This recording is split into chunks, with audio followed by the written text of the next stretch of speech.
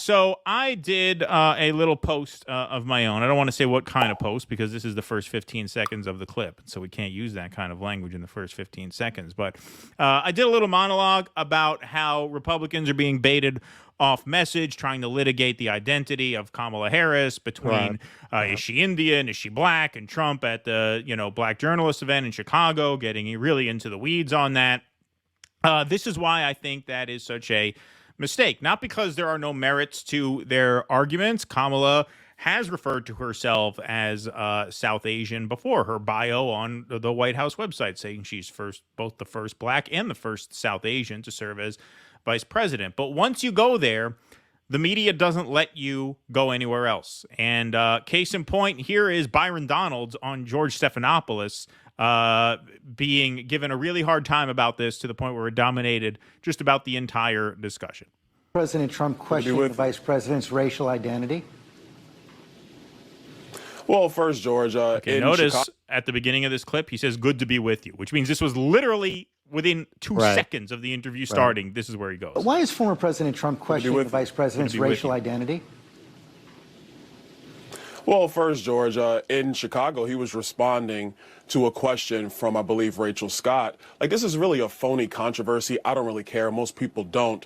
But if we're going to be accurate, when Kamala Harris went into the United States Senate, it was AP that said she was the first Indian-American United States senator. It was actually played up a lot when she came into the Senate. Now she's running nationally. Obviously, the campaign has shifted. They're talking much more about her father's heritage and her black identity. It doesn't really matter. The president mentioned it. What he also talks about far more frequently is the fact that Kamala Harris is the person who created this massive inflation, which is destroying black families, white families, Hispanic families. It's her failure as border czar that has left our southern border wide open, more than 10 million illegal immigrants coming into our country, record fentanyl coming into our country, which has killed more Americans than at any other point in the history of our country with respect specifically to fentanyl. And the fact that she and Joe Biden have unleashed one of the worst foreign policies in the history of our country that has us on the verge of World War III. That is Kamala Harris's record.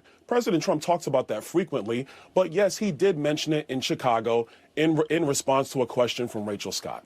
And you just repeated the slur again. If it doesn't matter, why do you all keep questioning her identity? She's always identified as a black woman. She is biracial.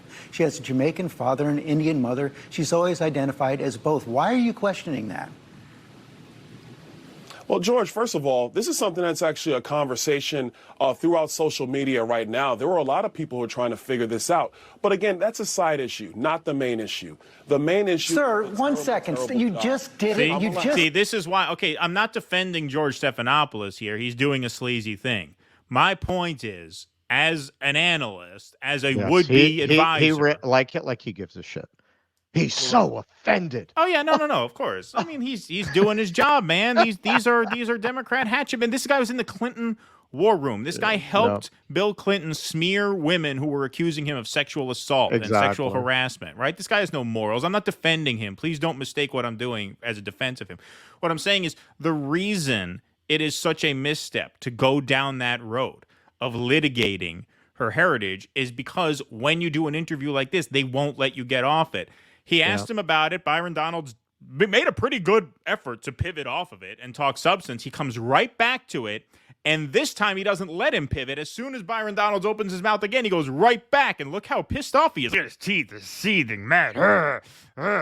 You want to watch this again? But again, that's a side issue, not the main issue. The main issue... Sir, one second. You just did it. You just did it again. Did it again. Why do you insist on questioning her racial identity? You want me to talk? I want you to answer my question. George, now that you're done yelling at me, let me answer. He talked about it on the stage yesterday in Atlanta for, what, 2 minutes? He spent more than 35, 40 minutes going after her record, talking about how radical of a senator that she was. She was the most liberal senator in the United States, in the United States Senate. That is a fact. He talked about the job that she did as vice president of the United States, a job, I will add, which has been a failure for the American people. I know you guys like to glom on to this that he talks about in jest or in a serious manner for about a minute or so, but what you do not cover is the litany of failures of Kamala Harris. That's what you're not covering, George. So questioning somebody's racial identity for a couple minutes is okay? He goes right back. George, I'm going to tell you again, he brought it up. AP is the right, this just repeats itself over. You don't have to watch the whole thing. That's the point. The point is, once you go down that road, they won't let you go anywhere else. And this is not. See, in 2016, Trump made a lot of these mistakes early on in the process because there was a primary and Hillary Clinton was going through a primary. And so a lot of those gaffes that he made, a lot of those distractions were early enough in the calendar where they didn't hurt him as much, because what happened right around this time in 2016?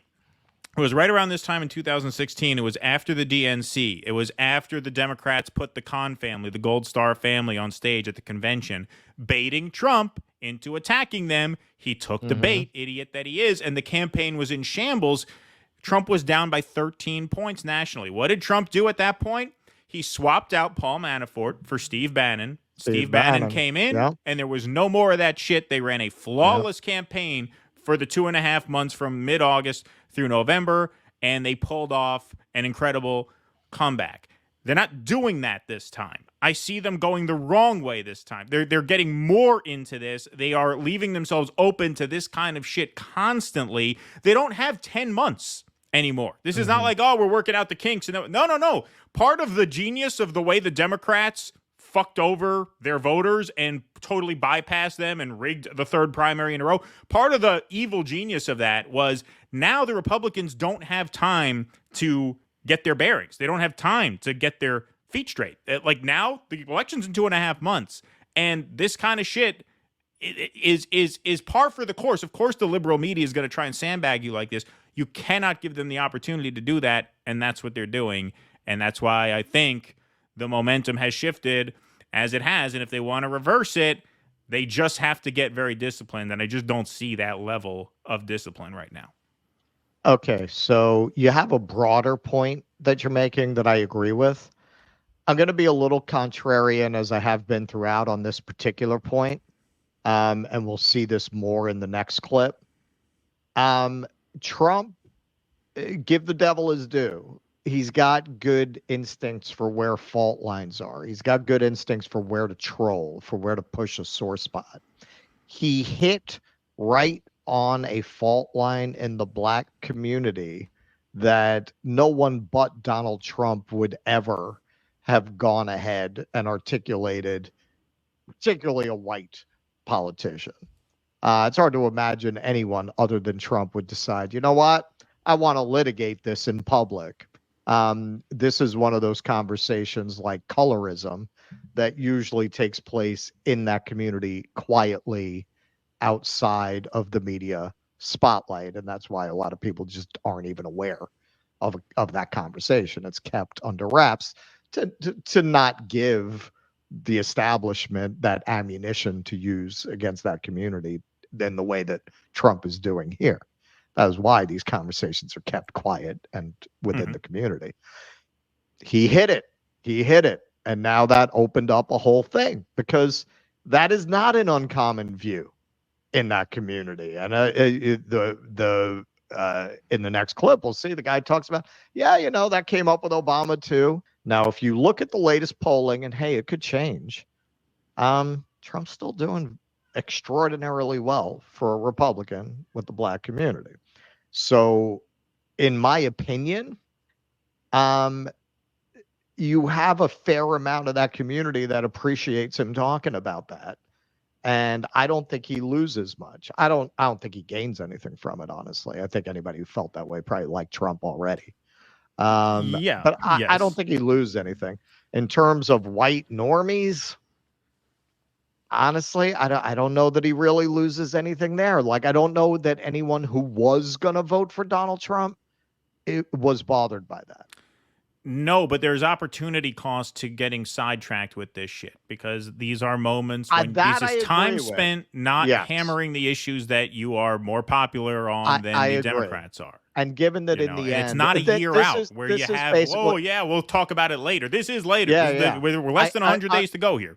I'm basically saying the statement is being portrayed as extremely damaging, and I don't agree with that. I don't think it's extremely damaging to him. In terms of what you're talking about, yes, because it drags you off message. It drags you off talking about immigration. It drags you off talking about the economy. And it seems like somebody said that to them, because you can see what Byron Donaldson keeps trying to redirect back to those issues. I would imagine, and we'll see when we do the stock market segment, they already dropped an ad trying to tie Kamala to the economy. And I think they're going to want to get back to that. But did it hurt him the way it's being portrayed? Like, oh my, like people getting the vapors that he said that? No, I don't think so. No, it's not disqualifying. I mean, nothing he says is going to be disqualifying. Everybody thought that about the John McCain. I like people who weren't captured. Like, I'm not saying it is damning in that way. I'm saying this is sloppy. It's sloppy, and in a close race, you can't afford to be sloppy, especially when the momentum is turned around. At this point, you know, I didn't think that Kamala was going to get a debate. If the momentum reverses, if she comes out of the convention with a lead, he may agree to a debate to try and get that reset, to try and rejigger the campaign back on message, because I think it's off message at this point in a way that does not help him. Yeah, that I agree with. Please clap.